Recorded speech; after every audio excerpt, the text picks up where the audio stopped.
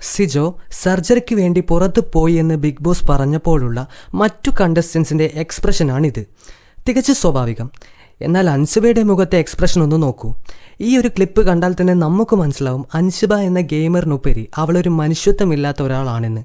നിങ്ങൾ വിചാരിക്കും ഈ ഒരു ക്ലിപ്പ് നോക്കിയിട്ട് മാത്രം എങ്ങനെ ഒരാളെ വിലയിരുത്തുമെന്ന്.